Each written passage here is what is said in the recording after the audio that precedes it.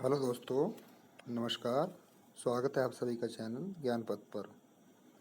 आज हम बात करेंगे क्वेश्चन नंबर 21 से आगे।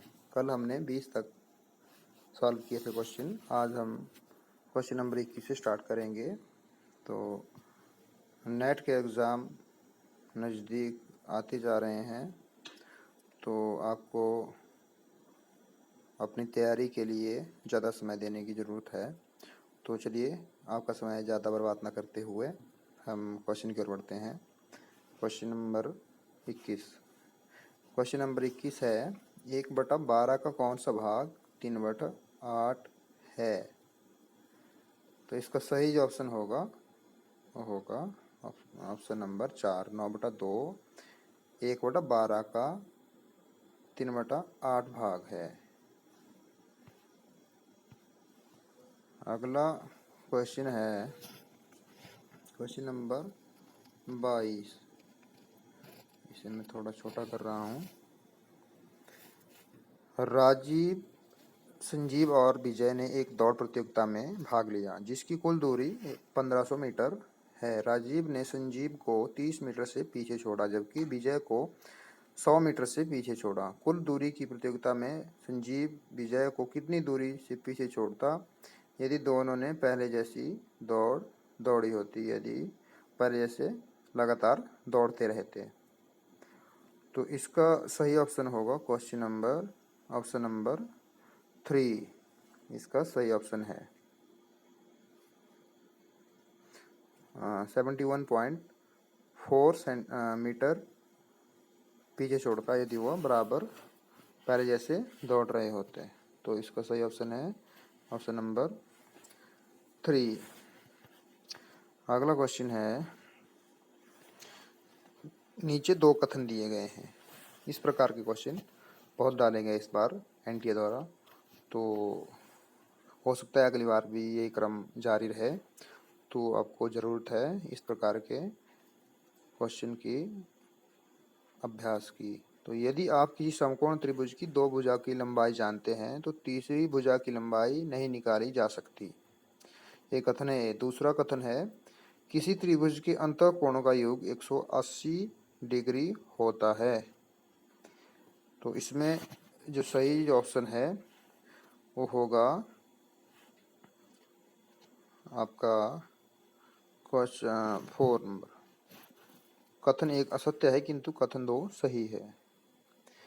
समकोण त्रिभुज में यदि आप दो भुजाओं की लंबाई जानते हैं तो तीसरी भुजा की लंबाई आप निकाल सकते हैं। तो ये जो पहला कथन है गलत दिया गया है, दूसरा कथन सही है। किसी त्रिभुज के अंतःकोणों का योग 180 डिग्री होता है। अगला आपका प्रश्न रहेगा, चिन्हों का आपस में स्थान परिवर्तन करने से दिया गया समीकरण सही हो जाता है। इसके अंतर्गत 4 विकल्पों में ऐसा विनिर्दिष्ट है कि समीकरण में चिन्हों का जैसे ही अंत परिवर्तन किया जाएगा समीकरण सही हो जाएगा। सही विकल्प चुनिए। तो ये गणित से संबंधित प्रश्न है। इसके लिए ऑप्शन नंबर 4 सही हो जाएगा।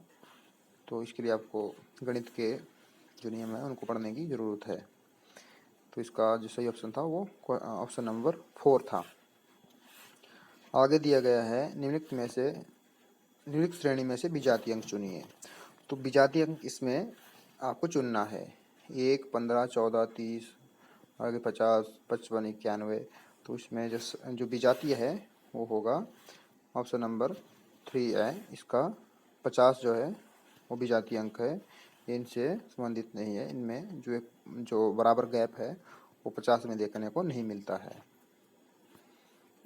अगला क्वेश्चन है, मोटा कृष्णा या तो दिन में खाता है अथवा रात में। मोटा कृष्णादत्त दिन में नहीं खाता अतः मोटा कृष्णादत्त रात्रि में खाता है। उपरोक्त उदाहरण किस प्रकार का निष्कर्ष है? तो ये भारतीय तर्कशास्त्र से संबंधित प्रश्न डाला गया है। तो इसका सही जो उत्तर होगा ऑप्शन नंबर 4 है। ऑप्शन नंबर 4 इसका सही है, निहितार्थ अर्थापत्ति। निहितार्थ अर्थापत्ति इसका सही उत्तर होगा। अगला क्वेश्चन है आपका, ए और बी फुटबॉल क्रिकेट तथा हॉकी खेलते हैं। बी और सी हॉकी और बैडमिंटन खेलते हैं। सी और डी बैडमिंटन और टेनिस दोनों खेलते हैं। और डी और ए फुटबॉल, क्रिकेट तथा टेनिस खेलते हैं। निम्नलिखित में से सही उत्तर चुनिए। तो इससे आपको ध्यान से पढ़ने की ज़रूरत है, फिर इसे आत्मसात करके आप इसे सॉल्व कर सकते हैं। तो इसका सही जो ऑप्शन होगा वो होगा ऑप्शन नंबर 2। केवल ए, डी और ई सही है, बाकी सारे गलत है। ए है सी क्रिकेट नहीं खेलता है, और डी में बताया गया है ए फुटबॉल, क्रिकेट तथा बैडमिंटन खेलता है, और ई बी के अतिरिक्त सभी टेनिस खेलते हैं। सिर्फ बी को छोड़कर सभी टेनिस खेलते हैं, बी टेनिस नहीं खेलता है। तो इसका सही जो उत्तर है वो ऑप्शन नंबर 2 है। आगे दिया गया है निम्नलिखित श्रृंखला में से प्रश्न चिन्ह के स्थान पर क्या आएगा। तो ये बहुत ही सरल प्रश्न इस बार डाल दिया गया था। यह जो पहली बार जो अभ्यर्थी एनटीए नेट के एग्ज़ाम में अपीयर हो रहे हैं उनके लिए यह मार्गदर्शक भी हो सकता है। जिन लोगों ने दिया था वो तो इसे जानते ही होंगे। तो जिस प्रकार हिंदी में स्वर है उसी प्रकार इंग्लिश में भी स्वर है। तो ये स्वर से रिलेटेड था कि यू, ओ, आई, ए, इनके बीच में ये भी है। 5 जो है ये स्वर है, इंग्लिश के स्वर है यू, ओ, आई, ई, ए। तो इसका सही ऑप्शन होगा 4 ई। इस इनके बीच में आएगा, आई और ए के बीच में ई आएगा। अगला क्वेश्चन है, यदि बीते हुए कल से पहले का दिन शुक्रवार था तो आने वाले कल के पश्चात के दिन से तीसरा दिन कौन सा होगा। तो यह भी रीजनिंग से रिलेटेड क्वेश्चन है। तो इसका जो सही ऑप्शन होगा वो शुक्रवार होगा। हाँ, ऑप्शन नंबर 1 इसका उत्तर है शुक्रवार, इसका सही उत्तर है।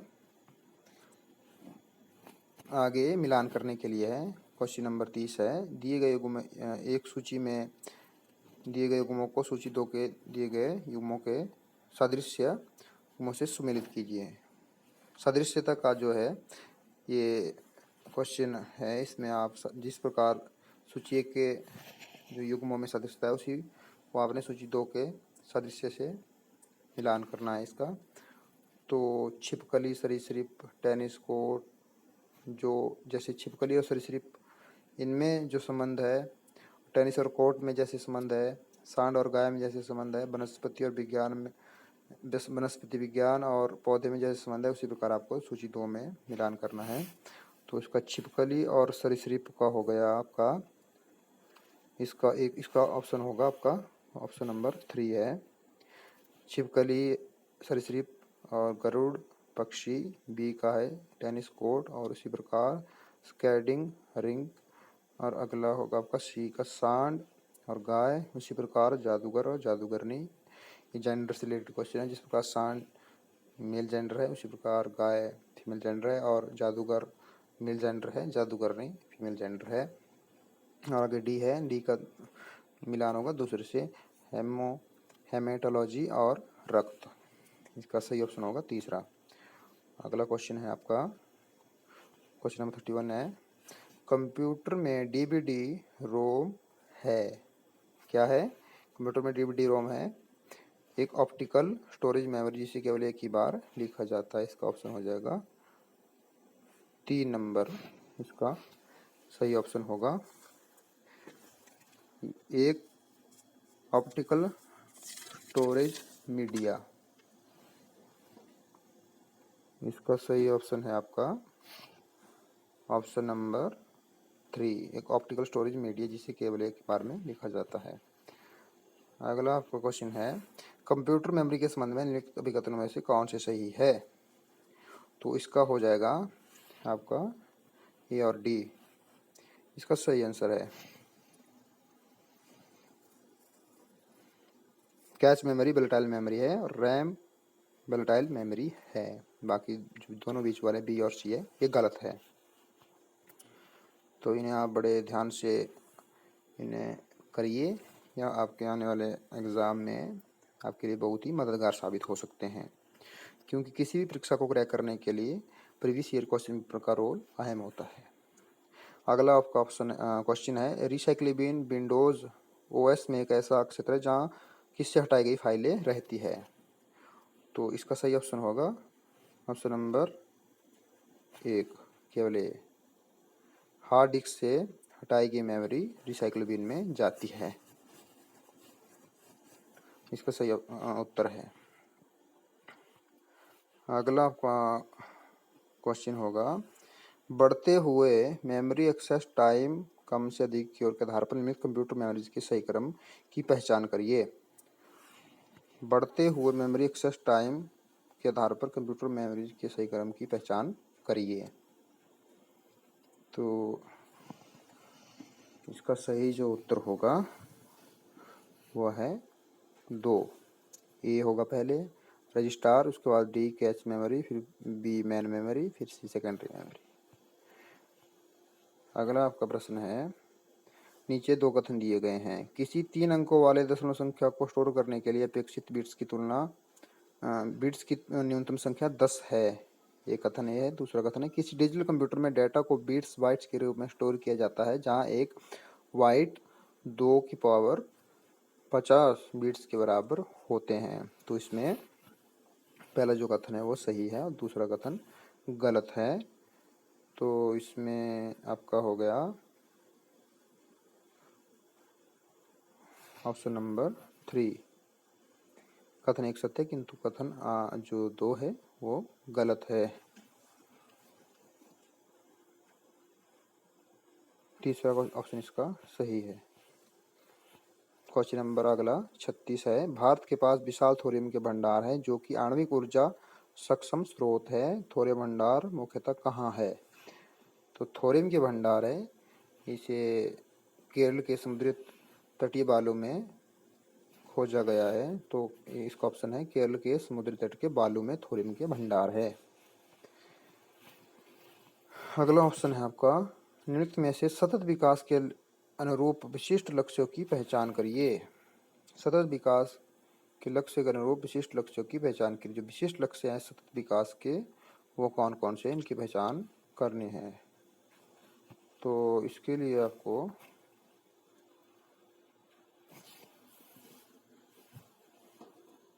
जो सही इसका ऑप्शन होगा वो होगा ए, उत्तरदायी खपत एवं उत्पादन, बी भू जीवन और ई असमानता इसके विशिष्ट लक्ष्य है।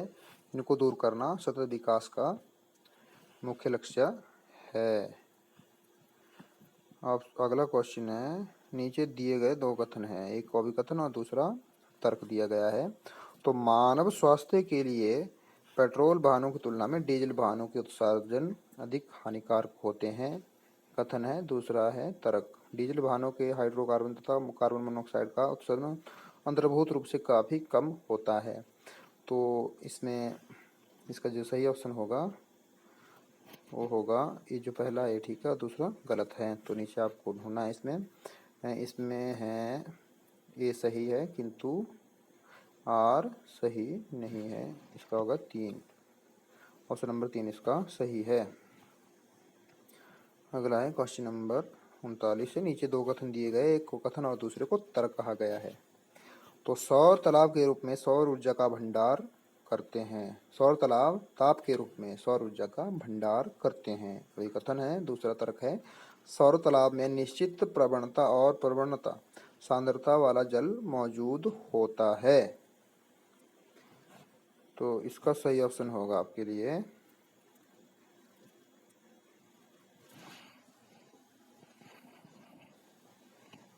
पहला, ए और बी, ए और आर दोनों सही है और आर ए की सही व्याख्या है।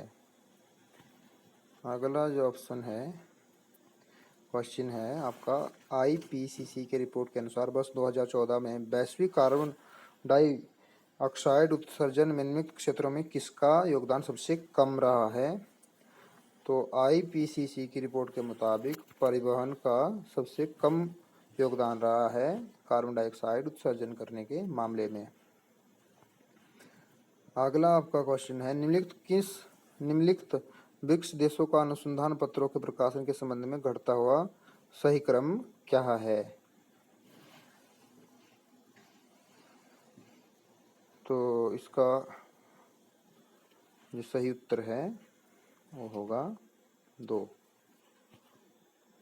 अगला क्वेश्चन है आपका, भारत सरकार के मानव संसाधन विकास मंत्रालय का ई शोध सिंधु प्रयास छात्रों और अनुसंधानकर्ताओं को उपलब्ध कराता है। क्या उपलब्ध कराता है? भारत सरकार का मानव संसाधन विकास मंत्रालय का ई शोध सिंधु प्रयास छात्रों और अनुसंधानकर्ताओं को क्या उपलब्ध कराता है? इसका हो जाएगा 2, ऑप्शन नंबर 2।